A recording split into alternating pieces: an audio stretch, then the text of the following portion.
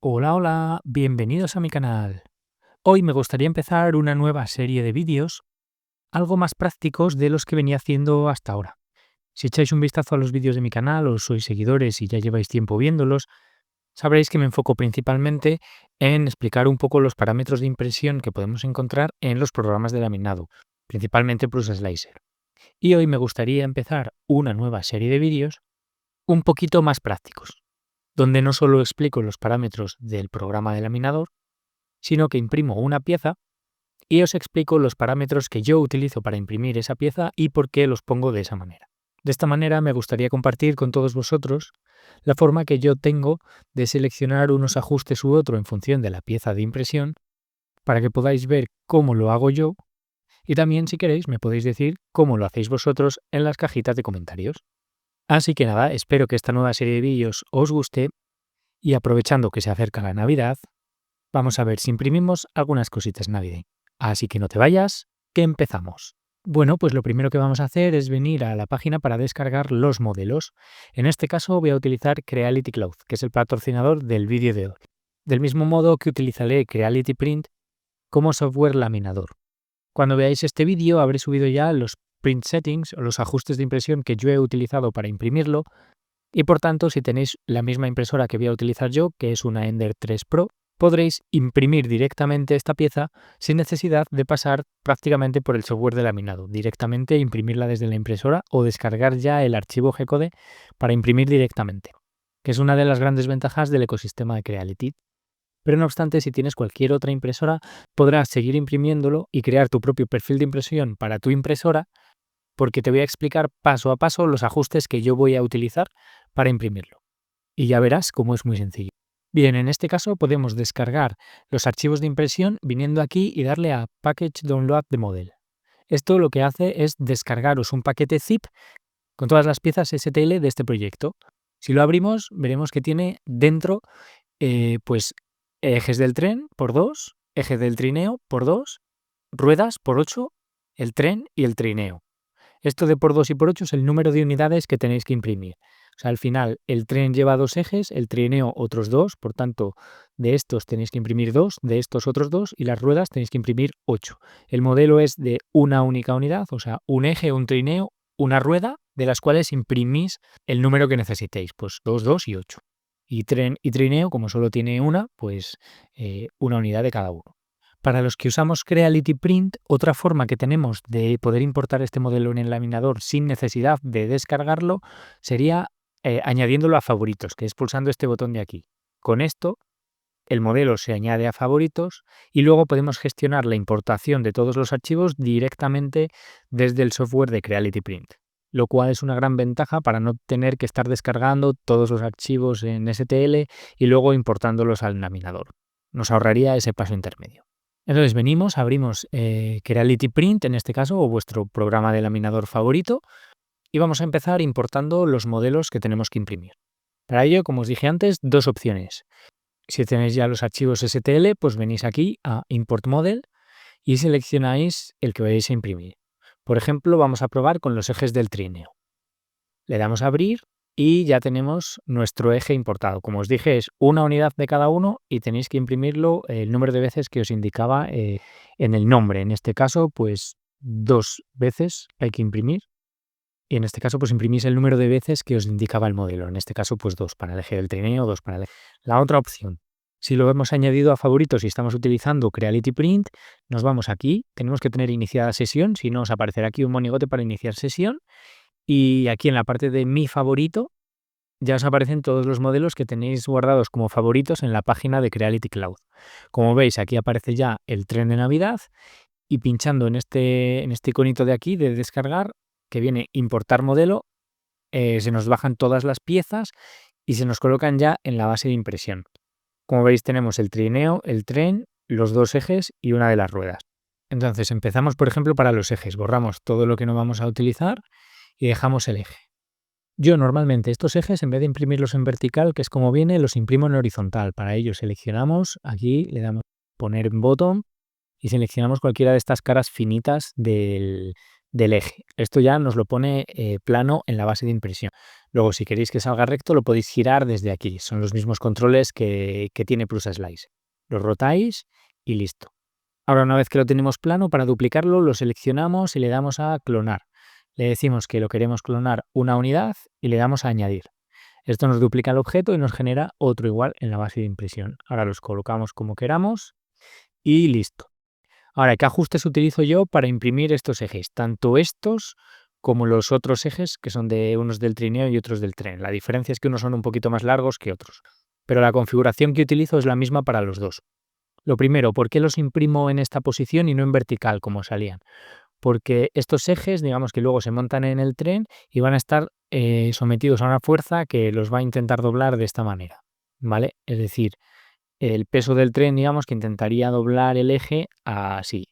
Entonces, si lo imprimimos de esta manera, el filamento es continuo en esa dirección y es más difícil quebrarlo. Si lo imprimimos en vertical, las capas estarían aquí, separadas unas de otras. Entonces es más fácil que al intentar doblarlo así, acabe partiendo.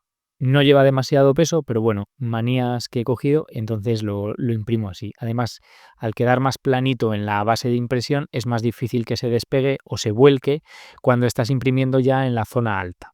Aumentas mucho la superficie de contacto con la base y yo creo que la impresión va a quedar mejor de esta manera. Ajustes que utilizo para la Ender 3, repito, es en calidad, lo estoy imprimiendo a una altura de 0,2. La costura la dejo en una posición alineada, que es como la que viene por defecto. Y luego en la superficie y la pared, el loop de la dirección, es decir, el sentido en el que va a rotar el extrusor, lo dejo que venga por defecto. En la parte de fuerza, como no es una pieza que vaya a estar sometida a mucho esfuerzo, sino que es un juguete, simplemente una decoración, lo dejo con dos perímetros en la pared. Los patrones, en este caso, tanto de arriba como de abajo, me dan igual porque es una única línea, entonces no se va a ver, pero bueno, por defecto vienen en monotonic, que sería pues las típicas líneas así juntas que hace. Y luego las capas, tanto superiores como inferiores, pues las he dejado en cuatro capas, que a una altura de 0,2 que teníamos, pues son 0,8 milímetros por la parte de arriba y 0,8 milímetros por la parte de abajo. El infill lo dejo al 15% con el patrón de malla y para el que es sólido, el monotonic, los patrones que tengo en la parte superior e inferior. Y para el relleno del hueco, pues lo dejo en todos sitios. La parte de velocidad la dejo por defecto siempre, en este caso, pues son para la primera capa 20 milímetros por segundo y para el infill 50. Para las siguientes capas sube la velocidad a 50, para el perímetro exterior un poquito menos, de 40. Y luego en este caso pues no hay overhangs ni nada, el travel speed lo tengo en 120 y luego pues aceleración, esto ya puede cambiar un poco en función de vuestra impresora y tal. En principio para estas piezas pequeñas pues no me genera demasiado y los he dejado por defecto. Soporte, en este caso no tengo soportes, no aplica, quedaría todo directamente sobre la base, aunque algunos pueden pensar que aquí a lo mejor es necesario soporte, yo no le pongo soporte. Directamente yo creo que va a salir bien así porque es pequeño, entonces yo creo que es suficiente, no hace falta poner soportes en esta parte de aquí. Lo que sí que activo es la parte de adhesión de la cama, porque tienen el contacto muy pequeño con la base de impresión. Entonces, por un lado tengo los skirt loops, pero que estos no tienen tanto que ver con la adhesión a la base, sino que lo hago un poco más para filtrado. Pongo 3 loops a 2 milímetros con una altura de una capa, ¿no? Esto lo podéis configurar con la vista sencilla, que así no tenemos tantos ajustes. Básicamente, 3 loops a una capa de altura, es decir, el extrusor da 3 vueltas alrededor del objeto, que yo lo utilizo simplemente para purgar, porque si en la última impresión, el último comando que tenías era retraer un poco de filamento, cuando inicies una nueva extrusión, ese poco de filamento va a estar retraído, ¿no? Entonces, hasta que no empujes todo ese filamento que se retrajo en la última impresión, no va a empezar a salir estable, digamos, el filamento. Esa es la razón por la que pongo 3 loops y una altura de 1. Esto lo veréis en muchas más impresiones que haga, que normalmente siempre lo dejo así, con varios loops y una altura de 1 simplemente para purgar. Lo que he añadido a mayores es el tipo de brim, de balsa. Le he puesto simplemente outer brim, en este caso es para que haga una balsa por la parte externa de una anchura de 5 milímetros. Y ahora lo vemos, rebanamos y esta es el brim o la balsa que le he puesto para mejorar la adhesión, ¿vale? Solo en la primera capa va a generar esta balsa de 5 milímetros para generar una mejor adhesión del eje y que no se vuelque o que no se despegue en las primeras capas, que tienen muy poquita zona de contacto. Solo sería una línea como aquí arriba, una línea que contacta con la base. Y de esta forma, pues tengo la línea y alrededor tengo la balsa para darle un poco más de soporte. Y con esto yo creo que tendríamos unos ajustes adecuados para imprimir los ejes. Una vez finalizado, podéis darle a Export Plate o a imprimir. Si tenéis una impresora que tenga Wi-Fi y la tengáis conectada, pues podéis mandarlo directamente a través del Wi-Fi. Si no, Export Plate y generamos el G-code como siempre. Le ponéis el nombre que queráis y guardáis. Bien, ahora limpiamos la base de impresión e importamos otro de los modelos. Ahora limpiamos la base de impresión e importamos otro de los modelos que venían con el tren. En este caso, pues podemos coger las ruedas o el trineo. Lo vuelvo a cargar de la misma forma, que es bastante rápido, y en este caso pues vamos a imprimir las ruedas. Borramos todo lo que no queremos y de las ruedas tenemos que hacer 8 unidades. Lo único que en este caso, antes de clonarla, veis que por un lado tiene el agujero para insertar el eje y por el otro lado es plana. Yo la imprimo con la parte plana hacia abajo, que es más fácil. Entonces, antes de clonar, porque luego se me clonan todos en la misma posición, me vengo aquí para darle la vuelta y le digo que ponga esta cara plana contra la base. Y ya veis que me ha generado el agujerito hacia arriba. Y ahora ya sí, la selecciono, le digo que quiero copiarla y le digo que sí quiero 7 muestras más o 7 unidades más. Le digo que añada y ya tengo aquí todas las ruedas. La configuración que utilizo para las ruedas es la misma que la del eje, pero en este caso le quito la balsa, porque tienen una superficie bastante mayor de adhesión. La altura es pequeña y yo creo que no va a necesitar la balsa que teníamos antes. Por el resto de ajustes los dejo como estaban, con alturas de capa de 0,2, la costura alineada, aunque luego habría que ver esta costura si afecta o no afecta, en función de si queda dentro del eje o queda fuera de la rueda. La costura la dejo alineada, aunque en este caso yo creo que igual una costura random también podría ser adecuada. De momento vamos a probar con alineada. ¿Y por qué digo lo de la costura random? Si la dejamos alineada, nos va a quedar una raya alineada en la parte exterior y otra en la parte interior. La de la parte exterior no me preocupa porque es donde va a rodar la rueda y entonces me da un poco más igual, pero en la parte interior puede afectar luego a la inserción del eje. Depende con qué tolerancia se haya fabricado o se haya diseñado la rueda y el eje. Si van muy justas, es posible que al generar la costura alineada en el interior de la rueda, pues luego el eje cueste introducirlo en este agujero. En cambio, si la dejamos en random, no queda la costura tan marcada en una única posición y a lo mejor al distribuirla a lo largo de toda la superficie interior, el eje entra un poco mejor. Ya digo, depende un poco de la tolerancia con la que se haya diseñado el eje para entrar en este agujero. Entonces no estoy muy seguro de cómo se podría comportar.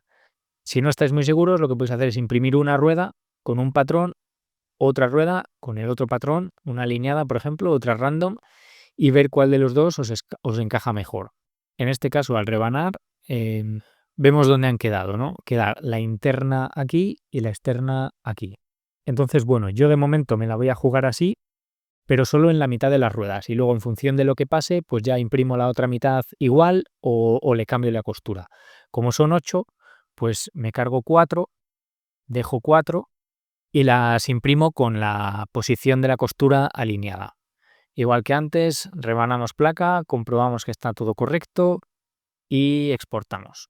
Vale, el siguiente objeto, vamos a coger por ejemplo el trineo. Este tiene un poco más de miga que los anteriores, que eran piezas bastante sencillas. En este caso, lo primero que me gusta evaluar es si necesita soportes o no. En este caso, aquí necesariamente vamos a necesitar soportes y a lo mejor en esta zona también vamos a necesitar soportes para que, bueno, esto al final pues no caiga mucho, ¿no? Este voladizo es como bastante más pronunciado, entonces a lo mejor aquí necesitamos soportes. Yo evito la generación de soportes en el interior de los ejes, son redondos, entonces deberían salir bien, porque luego es muy difícil retirar el soporte de aquí dentro, que no te quede ninguna rebaba y que luego el eje entre bien. Entonces, bueno, de momento aquí no voy a poner soportes. Los ajustes de impresión los dejo igual que en las ocasiones anteriores, lo único que me vengo a soporte y activo el soporte.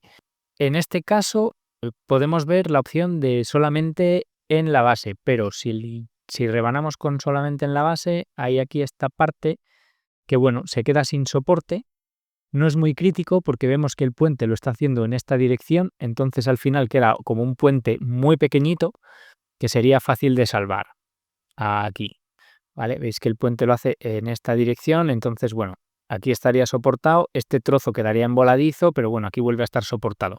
Entonces, estos soportes que vienen así por defecto pueden ser una buena opción para imprimir. La costura la dejo en alineada, parece que sale bastante bien, y aquí en el interior lo dejo sin ningún soporte. Por tanto, yo creo que con esta configuración de impresión debería salir un trineo bastante bien. Espero que no se caiga mucho el material por aquí, en este voladizo, ya que si esto cae demasiado, luego puedo tener problemas a la hora de insertar el eje. Lo mismo, como no sé con qué tolerancia de holgura se ha diseñado el eje para que entre aquí, pues puede que entre muy justo y si esto se descuelga un poco, pues ya no entre, o puede que tenga suficiente holgura y aunque esto caiga un poquito, pues el eje siga entrando bien y podamos montar toda la pieza. Pero de momento probaría con esto así. Así que exportamos G-code y vamos a por la última pieza, que es el tren. Para el tren, bueno, pues viendo un poco, en este caso no necesitamos soporte para el enganche porque está apoyado sobre la base, aquí no vamos a poner. Estos detalles de la chimenea son bastante pequeños, entonces yo creo que no le voy a poner soporte aquí para esta parte porque son muy pequeños, pero donde sí que le voy a poner soporte es aquí, porque es una parte bastante amplia, muy llana, y yo creo que aquí se va a necesitar poner algo más de soporte. Por tanto, lo he habilitado y lo he puesto en tipo normal manual. ¿Por qué? Porque para darle soporte solamente aquí, como cae dentro de la pieza, tendría que poner el soporte, no puedo marcar solamente en build plate, o sea, que toque la base de impresión, porque entonces no me haría aquí este soporte. Y si le pongo en cualquier sitio, me haría los soportes también aquí dentro, lo cual no me interesa porque no quiero que salgan soportes dentro de los ejes. Entonces yo lo que he hecho es pintar los soportes. Venimos aquí a esta herramienta de Paint Supports y he pintado esta zona con el pincelito. Esta zona de aquí es la que he pintado para que salgan soportes solamente aquí, ¿vale? Lo pinto con la herramienta de círculo y con un círculo que no sea muy grande. En este caso, pues yo lo he pintado con uno de uno, aquí un poco más gordo para ir un poco más rápido, pero con uno de uno. Con esta opción podéis hacer que os sombree un poco más los voladizos, pero bueno, con esta parte aseguraos que tenéis marcado el Enable Support y que el tipo es normal manual. ¿Vale? Este tipo y este tipo lo tenéis que tener igual y una vez que tengáis esto le dais a rebanar placa y lo tenemos. Comprobamos que el soporte no está en los agujeros. Aquí tenéis que ser un poco hábiles pintando porque si pintáis de más os genera también un poco de soporte aquí. Es decir, si yo vengo aquí y le pinto muy al borde esto, luego cuando hago el rebanado, como el soporte queda muy al borde, lo mete también aquí abajo. No rellena todo el eje, solo lo pinta aquí en el borde porque intenta pintar soporte para este lado de aquí. Entonces, para evitar esto, cuando estéis pintando soporte, esta parte dejáis un trocito aquí sin pintar. Con el botón derecho se os pone así en rojo, que quiere decir que elimina soporte de esta zona y rebanáis. Y veis que ahora ya no sale este soporte de aquí abajo. Simplemente sale dentro de la capota. Para las ventanas me voy a arriesgar, lo voy a dejar sin soporte. Son voladizos bastante más pequeños, entonces yo creo que pueden salir bien. Y únicamente con el soporte en el interior yo creo que podemos tener un buen resultado de impresión. Así que vamos a guardar el G-code y a ver qué tal sale. Bueno, y una vez que ya hayáis hecho todas las impresiones, tendríais que tener 4 ejes, unos más largos que otros. Como veis, yo tengo ya el trineo ensamblado con las ruedas y tiene unos ejes que son bastante más grandes. Veis que tiene una holgura. Y estos son los otros que, si os habéis fijado en la impresión, hay unos que son un poco más largos que otros, ¿vale? Este apenas sobresale del trineo y los que he metido en el trineo son un trozo más largos, sobresalen por los dos lados. ¿Por qué? Porque si os fijáis, el tren es un poquito más estrecho que el trineo. Entonces, el eje que se mete en el tren, que son estos de aquí, son un poquito más estrechos. El trineo ya lo tengo ensamblado y ahora vamos a ver cómo se ensambla el tren. Como veis, el tren, la parte interior de los agujeros sin soportes, la ha hecho sin soportes, el soporte únicamente aquí. Las ventanas estas no le puse soporte, parece que tienen buena pinta, entonces lo primero es retirar este soporte de aquí. Como veis, se retira bastante fácil y el interior ha quedado bastante bien. No sé si se llega a apreciar bien, pero bueno, si lo vemos prácticamente no tiene descuelgues. Sí que tiene algunos pelillos que ha dejado por aquí de la retracción que se pueden retirar bien con un cúter, con unas tijeras, o bien hay una herramienta que tiene como un cúter así torcido, que es como una cuchilla. Una vez retirados los soportes, vamos a montar lo que es el tren.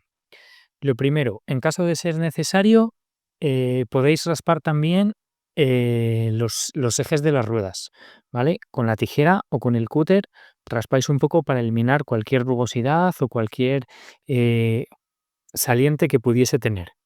Antes de nada, aseguraros que entra bien por el eje del tren, ¿vale? Tiene que entrar hasta pasar por el otro extremo, ¿de acuerdo? Aseguraros que entran en los dos agujeros. En caso de que no entren o se atasque en el camino, como veis, sale por los dos lados un trocito. Podéis coger la tijera y raspar o un cúter y raspar la superficie para que quede más lisa.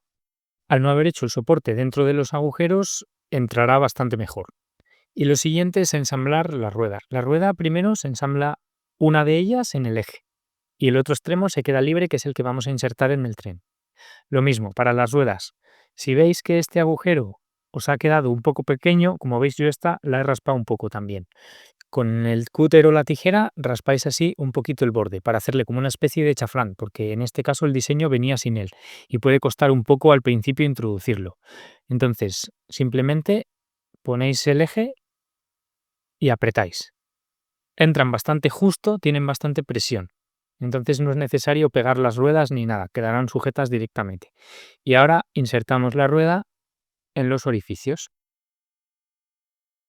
y hacemos lo mismo en el otro lado. Colocamos la rueda y apretamos. Y ya tenemos listo el trenecito. Y ya solo nos queda enganchar el trineo. Apretamos aquí y lo tenemos listo. Ya podemos cargar un Papá Noel en nuestro trineo para llevarlo de paseo. Y antes de terminar, me gustaría deciros que el modelo que acabáis de ver me lo he descargado del concurso de Navidad de Creality Cloud. Y es que esta plataforma organiza de manera regular diferentes eventos en los que puede participar cualquier diseñador y subir sus modelos para participar en ellos. Si queréis verlos, no tenéis más que venir a la página de Creality Cloud y hacer clic aquí donde pone Contests. Directamente al pasar el ratón por encima, ya os aparecen los eventos que están teniendo lugar ahora mismo, que en este caso, pues a fecha de grabación del vídeo, son los de viajes, Travel Essentials, el de Navidad 2024, Christmas, y el de subir los print settings de los modelos.